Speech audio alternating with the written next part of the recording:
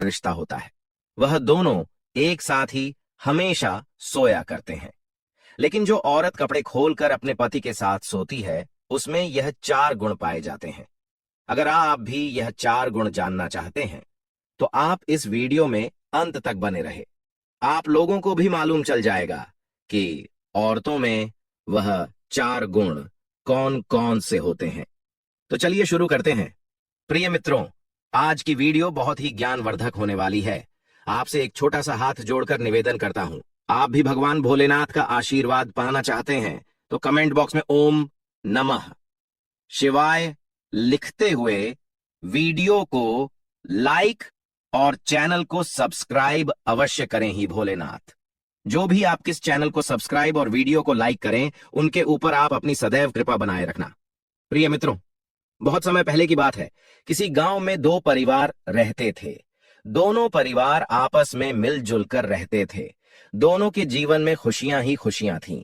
दोनों परिवार के लोग जहां भी काम करते, एक साथ काम करते और वहां के काम को निपटा कर ही आया करते थे। उन दोनों के परिवार में एक एक बेटी थी, जिससे वे लोग बहुत ज्यादा खुश थे। लेकिन उनके जीवन में अभी एक एक बेटा की कमी थी। लेकिन वह अपने जीवन में बेटी को पाकर भी बहुत ज्यादा खुशी महसूस कर रहे थे। धीरे धीरे उनके जीवन में बेटे की भी प्राप्ति होती है। और इधर पहले जो बेटी थी, अब बेटी धीरे धीरे बड़ी हो रही थी। इसीलिए दोनों परिवारों ने सोचा कि हम इन दोनों की शादी कर देते हैं और दोनों की शादी एक ही घर में करने का फैसला किया। लेकिन उस परिवार में एक बुजुर्ग व्यक्ति रहते थे। उस बुजुर्ग व्यक्ति ने कहा कि नहीं बेटों, मेरी बात को मानो। तुम दोनों मेरे बेटे हो। तुम दोनों अलग अलग परिवार में रहने के बावजूद भी एक साथ रह रहे हो। लेकिन मेरी बात को समझो, दोनों बेटियों की एक घर में शादी करने से दोनों में आपस में तकरार हो जाएगी, लड़ाई झगड़े हो जाएंगे। इसलिए इन दोनों की अलग अलग घरों में शादी करने की जरूरत है। पिता की बात मानकर उन दोनों परिवार के लोगों ने सोचा कि पिताजी जो बात कह रहे हैं सही कह रहे हैं, क्योंकि इन्होंने हम लोगों से ज्यादा दुनिया देखी है और इनसे ज्यादा हम लोग नहीं जानते हैं। इसीलिए दोनों परिवारों ने अलग अलग घरों में शादी करने का फैसला किया। और कुछ महीनों के बाद उन दोनों की रिश्तेदारी तय हो जाती है। दोनों लड़कियां खूबसूरत थीं, लेकिन जो सबसे बड़ी लड़की थी वह थोड़ी सी सांवली थी। उसका रंग थोड़ा सा काला था, लेकिन उसके बावजूद भी उसका रहन सहन और चाल चलन बहुत अच्छा था। जो सबसे छोटी लड़की थी वह गोरी थी, लेकिन उतना ज्यादा काम नहीं किया करती थी। दोनों का स्वभाव बहुत अच्छा था। एक समय आया कि दोनों की शादी एक ही दिन पर हो जाती है और दोनों अपने अपने ससुराल चली जाती है।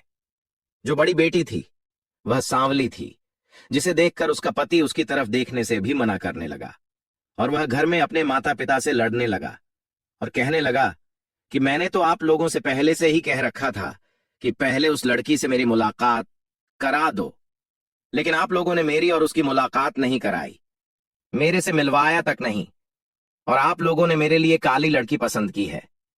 मैं उसके साथ जीवन कैसे व्यतीत करूंगा।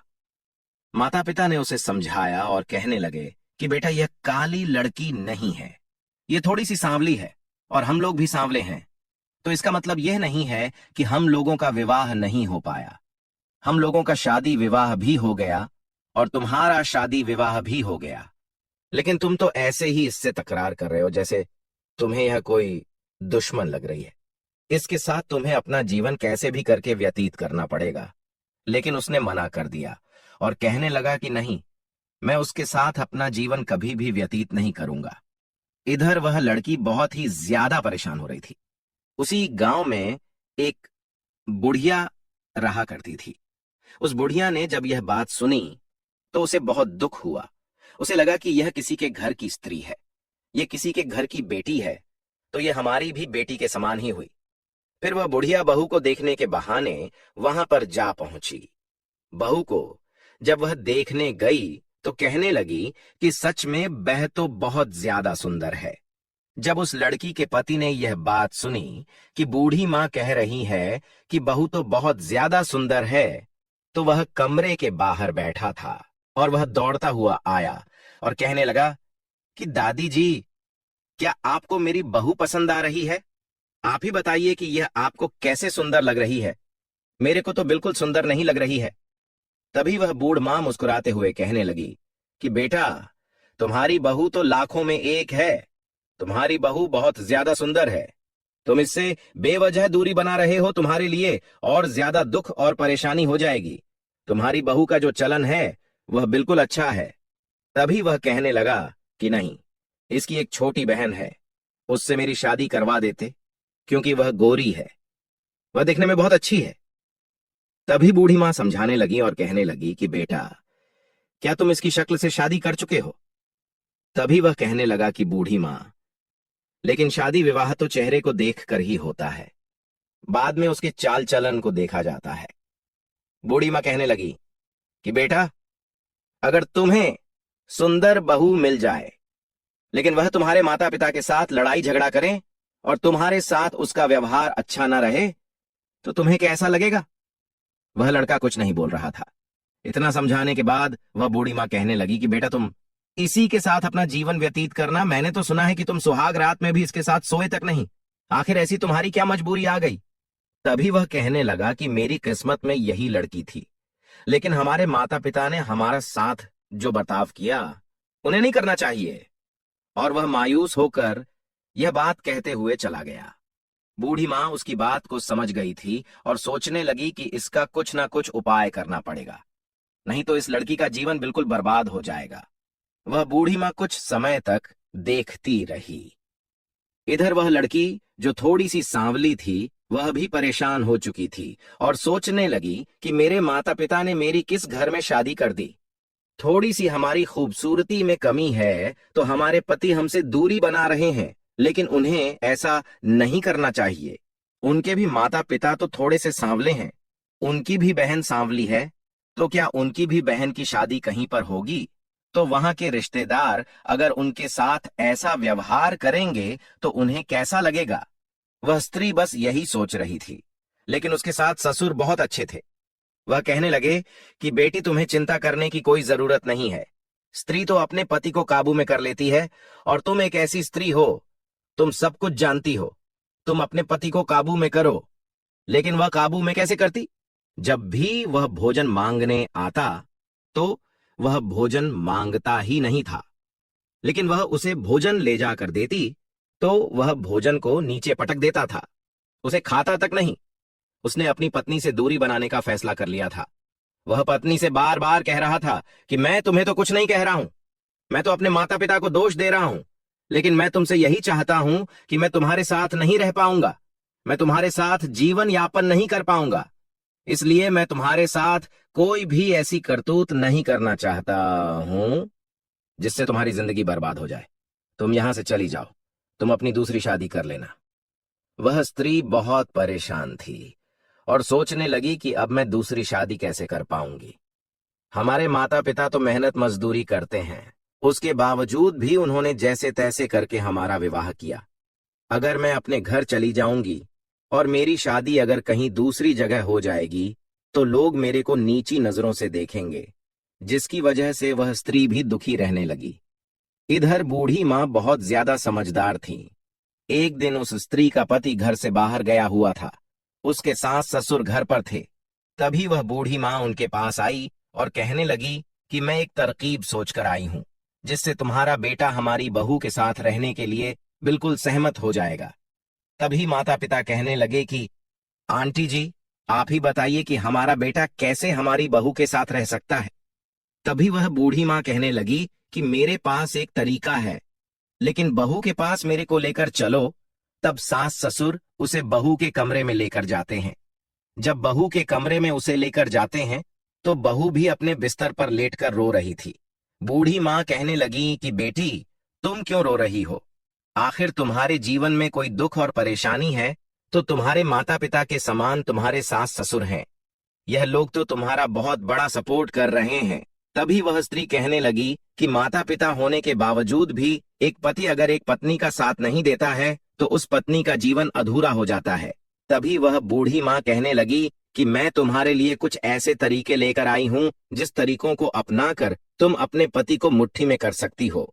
बूढ़ी माँ उसके सास ससुर को कहने लगी कि आप लोग यहाँ से बाहर चले जाओ। सास ससुर वहां से बाहर चले गए और वह कहने लगी कि बेटी, आज मैं तुम्हें वह 4 तरीके बताने जा रही हूँ जिस स्त्री में अगर यह 4 गुण होते हैं तो वह स्त्री अपने पति को कभी भी वश में कर सकती है और उसका पति कभी भी इधर उधर नहीं जा सकता है। और वह बूढ़ी माँ कहने लगी कि जो औरत अपने पति के साथ कपड़े खोलकर सोती है उसमें यह 4 गुण होते हैं। क्या तुम अपने पति के साथ कपड़े खोलकर सोती हो?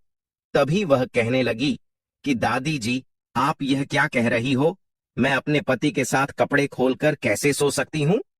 तभी वह बूढ़ी माँ कहने लगी कि बेटी, मेरी बात को बुरा मत मानो, क्योंकि एक पति पत्नी का रिश्ता बहुत ही पवित्र रिश्ता होता है और पति पत्नी एक दूसरे को बहुत अच्छे से जानती हैं।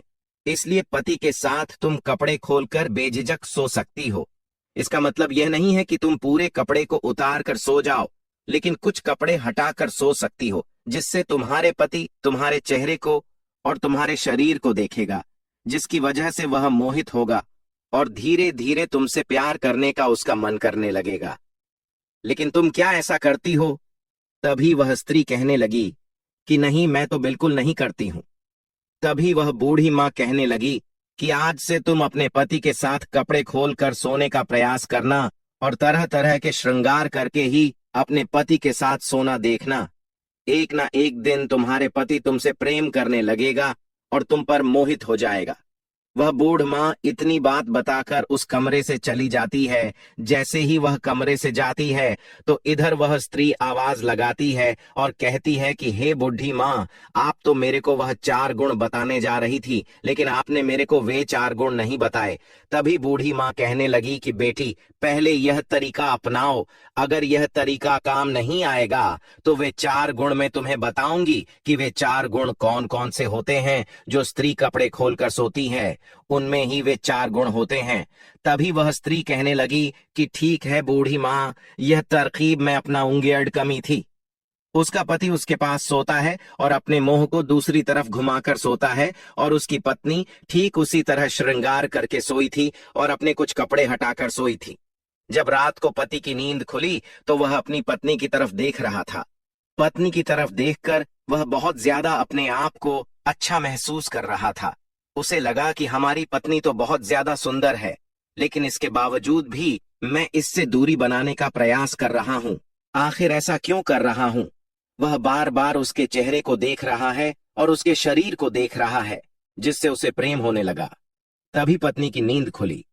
जब पत्नी की नींद खुली तो उसने थोड़ी सी अपनी आंखें खोली तो वह देखती है कि हमारे पति हमारे साथ सोए हैं और हमारी तरफ देख रहे हैं, और वह यह देखकर बहुत ज्यादा अपने आप को खुश महसूस कर रही थी और वह अपनी आंखों को खोलती नहीं है। अपने पति की तरफ वह अपने शरीर को दिखाने का प्रयास कर रही थी।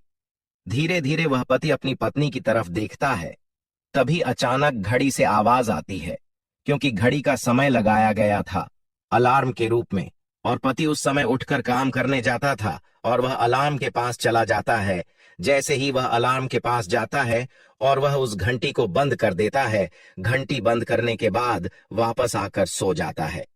थोड़ी देर बाद पत्नी की नींद खुलती है और अपने पति को जगाने का प्रयास करती है और कहती है, क्या आज आप काम पर नहीं जाओगे? फिर पति गुस्से में कहता है कि मैं जाऊंगा या नहीं जाऊंगा, तुम्हें क्या मतलब है? लेकिन पत्नी समझ चुकी थी कि अब यह धीरे धीरे मेरे से मोहित हो जाएंगे। अगले दिन फिर सुबह होते ही वह बूढ़ी माँ आई और उसने पूछा कि बेटी, जो मैंने तुम्हें तरकीब बताई थी, क्या उस तरकीब ने काम किया? तभी वह कहने लगी कि अभी तक तो पूरा काम तो नहीं किया, लेकिन धीरे धीरे यह अपना असर कर रही है। एक समय आया कि वह पति काम करके जब घर लौटा, तभी उसने देखा कि हमारी पत्नी बहुत ज्यादा सुंदर लग रही है। लेकिन वह जैसे ही अपनी पत्नी के पास आया और उसे बाहों में भरकर बिस्तर पर लेट गया, जिसके कारण वह स्त्री बहुत ज्यादा अपने आप को अच्छा महसूस कर रही थी और दोनों में प्यार भरी बातें होने लगी, जिसके कारण उन दोनों के रिश्ते फिर से अच्छे रिश्ते बन गए। और धीरे धीरे एक समय आया कि वह स्त्री गर्भवती हो गई। जब वह गर्भवती हुई तो उसने बूढ़ी माँ को बुलाया और पूरी बात बताई। बूढ़ी माँ बहुत ज्यादा खुश थी और कहने लगी कि बेटी, एक पति को एक पत्नी वश में कर सकती है, चाहे पति कैसा भी क्यों ना हो। लेकिन अगर पत्नी चाहे तो उसे अपनी मुट्ठी में कर सकती है। तभी वह कहने लगी कि हे बुढ़ी माँ, क्या आप मेरे को वह 4 गुण बताओगी? तभी वह बुढ़ी माँ कहने लगी कि बेटी, लेकिन तुम्हारा तो जो काम था वह पूरा हो चुका है। अब तुम्हें वह गुण जानने की जरूरत नहीं है, लेकिन मैं तुम्हें अवश्य बता दूंगी। कुछ दिनों के बाद मैं तुम्हें बताने जरूर आऊंगी। इतना कहकर वह बूढ़ी माँ चली जाती है।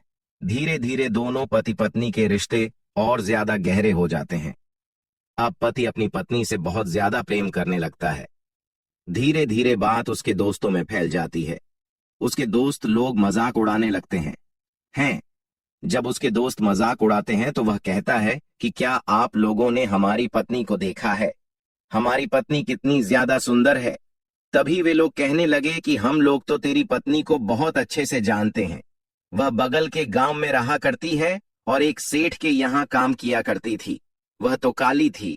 तभी वह कहने लगा कि नहीं, वह काली नहीं बल्कि घोरी है, और उसकी सुंदरता तो हमारे गांव की स्त्रियों से ज्यादा है।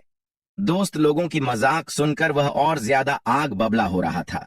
वह कह रहा था कि आप लोग आज से मेरे दोस्त नहीं रहे, क्योंकि उसे लग चुका था कि हमारी पत्नी बहुत ज्यादा सुंदर है। उसके बावजूद भी यह लोग मेरा मजाक उड़ा रहे हैं। धीरे धीरे इसी तरह समय बीत रहा था। अब वह स्त्री गर्भवती हो चुकी थी। जब वह गर्भवती हो गई तो उसने सोचा कि मैं अपनी छोटी बहन के पास यह खबर देती हूँ। जब वह छोटी बहन के पास यह संदेश भेजती है तो छोटी बहन के पास उसका पति जाता है। जब उसका पति जाता है तो देखता है कि छोटी बहन बहुत ज्यादा दुबली पतली हो चुकी है, कमजोर हो चुकी है, जिसे देखकर उसे लगता है कि हमारी स्त्री तो गर्भवती हो गई, यह अभी तक गर्भवती क्यों नहीं हुई है? आज भी इसकी सुंदरता उतनी ही है, उसके बावजूद भी यह गर्भवती नहीं बनी है। उसको बहुत ज्यादा दुख हुआ। अपनी साली को इस हालत में देखकर वह अपनी पत्नी के पास आता है और अपनी पत्नी को वह बात बताता है। तब उसकी पत्नी उसे बुलाती है और बुलाने के बाद अपनी बहन से पूछती है कि बहन, तुमने अपनी हालत ये कैसे बिगाड़ ली? तुम्हारी हालत बिल्कुल खराब हो चुकी है। आखिर क्या वजह हो सकती है? तभी वह रोती हुई कहने लगी कि बहन, मैं क्या बताऊं, मैं गौरी हूं। उसके बावजूद भी मेरे पति मेरे से प्रेम नहीं करते हैं। वह तो गैर स्त्रियों के साथ संबंध रखते हैं, उन्हीं के साथ वह रहते हैं और हमें आते ही गाली देते हैं। हमारा मानसिक संतुलन भी बिगड़ चुका है। हमारे जीवन में संतान की प्राप्ति नहीं है। जब हम कहते हैं कि आप हमें समय नहीं देते हैं, हमें भी संतान चाहिए, तो वह हमें डांटने लगते हैं और कहते हैं कि तुम तो हमेशा संतान संतान पर लगी रहती हो। संतान पाकर क्या कर सकती हो?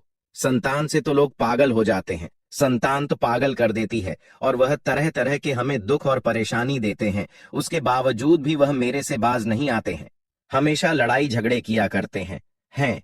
तभी वह बड़ी बहन कहने लगती है कि बहन, क्या तुम अपने पति के साथ रात के समय में जब सोती हो तो कपड़े खोलकर सोती हो या नहीं? तभी वह कहने लगी कि दीदी, मैं बिल्कुल कपड़े खोलकर ही सोती हूँ। उसके बावजूद भी मेरे पति मेरे से मोहित नहीं होते हैं, क्योंकि वह कहते हैं तेरे से ज्यादा सुंदर स्त्री तो मेरे पास पहले से ही मौजूद है, जिसके कारण मैं और ज्यादा उनसे दुखी हो जाती हूँ। वह मेरे पास आते हैं और कहते हैं कि तेरे से शादी होकर मेरी जिंदगी बर्बाद हो चुकी है। छोटी बहन की यह हालत सुनकर बड़ी बहन दुखी हो जाती है कि हमारी बहन की भी जिंदगी हमसे ज्यादा बर्बाद हो चुकी है। तभी जो बड़ी बहन का पति था वह अपनी साली से कहने लगा कि आप चिंता मत करो, हमारे गांव में एक बूढ़ी माँ रहती है। वह बूढ़ी माँ बहुत ज्यादा बुद्धिमान है, आपको कुछ न कुछ उपाय जरूर बताएगी। और वह बुढ़ी माँ के पास जाते हैं और बुढ़ी माँ से कहते हैं कि यह हमारी साली है, इसकी भी समस्या है। इसका पति इससे प्रेम नहीं करता है, आज तक इसके जीवन में संतान की प्राप्ति नहीं हुई है और इसका पति गैर स्त्रियों के साथ संबंध रखता है। जब बूढ़ी माँ यह सुनती है तो वह कहने लगी कि जब इसका पति गैर स्त्रियों के साथ संबंध रखता है और इसका मानसिक संतुलन भी खराब हो चुका है तो यह माँ कैसे बन सकती है? इसके हालात भी बहुत ज्यादा खराब हो चुके हैं। लेकिन बेटी, मैं तुम्हें कुछ बातें बताने जा रही हूँ। इन बातों को अगर तुम ध्यान से सुनती हो तो सकता है कि तुम्हारा भी पति तुम्हारी मुट्ठी में हो जाए। और वह एक साधु महाराज के पास भेजती है और वह पति पत्नी महाराज के पास चले जाते हैं। जब वह पति को लेकर जाती है तो पति महाराज को देखकर भड़क जाता है और कहता है कि मुझे क्या हुआ है जो तुम मुझे इस साधु के पास लेकर आई हो? तभी वह कहने लगी कि आप गैर स्त्रियों को देखकर अपने आप को नहीं रोक पाते हो, उन्हीं के साथ संबंध रखते हो, इसलिए मैं आपको यहाँ पर लेकर आई हूँ। तभी वहीं पर वह छोटी बहन का पति अपनी पत्नी को मारने लगा। जब वह साधु देखते हैं तो वह नाराज हो जाते हैं और गुस्से से कहते हैं कि हे युवक, तुम यह क्या कर रहे हो? तुम तो चरित्रहीन पुरुष हो। जो पुरुष अपनी पत्नी के ऊपर हाथ उठाता है वह पुरुष नहीं बल्कि एक राक्षस होता है। क्या तुम राक्षस हो? इतना सुनने के बाद वह पति आग बबला हो जाता है और वह कहता है कि हे महाराज, तुम मेरी बातों में दखल अंदा मत करो, और अपनी पत्नी को लेकर वापस अपने घर चला जाता है। जब घर पर जाता है तो उधर उसके माता पिता भी उस स्त्री को पसंद नहीं करते थे और कहते थे, इतना समय शादी को हो चुका है, आज भी यह स्त्री मां नहीं बन पाई है। हो सकता है यह मां नहीं बन पाए, हमारे बेटे की शादी दूसरी जगह करनी पड़ेगी। लेकिन वह माता पिता अपने बेटे की करतूतों को नहीं जानते थे। लेकिन उस लड़की ने उनके बेटे की करतूतों को उनके सामने बताया तो माता पिता हैरान हो गए और अपने बेटे को डांटने लगे और कहने लगे कि बेटा, तुम यह क्या कर रहे हो? यह तुम्हारी पत्नी है, इसके बावजूद भी अगर तुम ऐसा करते हो तो यह तुम ठीक नहीं कर रहे हो। माता पिता की बात को वह नहीं मानता है। जब वह माता पिता की बात को नहीं मानता है तब वह छोटी बहन बूढ़ी माँ के पास जाती है और कहती है कि हे बूढ़ माँ, मैं अपने पति को साधु महाराज के पास लेकर गई थी, उसके बाद बावजूद भी यह नहीं मानते हैं। तभी बूढ़ी माँ कहती हैं कि बेटी, मेरी बात को ध्यान से सुनो, तुम दोनों बहनें मेरे पास बैठ जाऊं। और दोनों को बिठाकर वह बताने लगी और कहने लगी कि जो औरत अपने पति के साथ रात के समय जब सोती है तो वह अपने कपड़े हटाकर सोती है, तो उसमें यह 4 गुण होते हैं। बूढ़ी माँ कहने लगी कि सबसे पहला गुण है कि उसका पति कभी भी नहीं बिगड़ सकता। उसका पति हमेशा उसकी मुट्ठी में होता है। जो स्त्रियां कपड़े हटाकर सोती हैं और वे कपड़े हटाकर सोती हैं, जिसकी वजह से उसका पति उसके साथ मोहित हो जाता है और वह उसी से संबंध रखता है, इसलिए उसका मानसिक संतुलन ठीक रहता है और वह कभी भी गैर स्त्रियों के साथ संबंध रखने का प्रयास भी नहीं करता है। इसके बाद वह बूढ़ी माँ दूसरे गुण के बारे में बताना जारी रखती है और कहती है कि वह स्त्रियां जल्द ही संतान प्राप्ति कर लेती है, क्योंकि जो स्त्रियां अपने कपड़े हटाकर सोती हैं उसका पुरुष उसके साथ संबंध रखता है, जिसके कारण वह जल्दी ही मां बन जाती है और वह संतान को प्राप्त कर लेती है। इसके बाद वह बूढ़ी माँ तीसरे गुण के बारे में बताना जारी रखती है और कहती है कि तीसरा गुण यह है कि उनका रिश्ता लंबा चलता है, क्योंकि पति पत्नी का रिश्ता एक पवित्र रिश्ता है और आज के समय में पति पत्नी में अक्सर लड़ाई झगड़े होते रहते हैं, जिसके कारण उनके रिश्ते भी बिखर जाते हैं। जो स्त्रियां अगर कपड़े खोलकर सोती हैं उनके रिश्ते में कभी भी दरार नहीं पड़ सकती, उनका रिश्ता हमेशा बरकरार रहता है, उनका रिश्ता लंबा चलता है। इसके बाद वह बूढ़ी माँ चौथे गुण के बारे में बताती है और कहती है कि उनका मानसिक संतुलन कभी भी नहीं बिगड़ता है, क्योंकि आज के समय में बच्चों का पालन पोषण, सास ससुर का भी काम करना, घर का भी काम करना, उसके बावजूद इंसान थक जाता है, उनका मानसिक संतुलन भी बढ़ जाता है, जिसके कारण जो स्त्रियां अगर अपने पति के साथ ऐसी करतूत करती हैं और वह कपड़े हटाकर सोती है तो उनका मानसिक संतुलन कभी भी नहीं बिगड़ता है, क्योंकि दोनों पति पत्नी एक साथ अपने संबंध में रहते हैं। उनका मानसिक संतुलन हमेशा बरकरार रहता है और वे अपने जीवन में बहुत ज्यादा खुश रहते हैं। यह 4 गुण बताने के बाद वह बूढ़ी माँ कहने लगी कि बेटी, यह 4 गुण तुम्हारी बड़ी बहन में आ चुके हैं, जिसके के कारण तुम्हारी बड़ी बहन अपने पति को मुट्ठी में कर चुकी है, लेकिन उसका पति पहले चरित्रहीन नहीं था। क्या तुम यह 4 गुण अपनाना चाहती हो?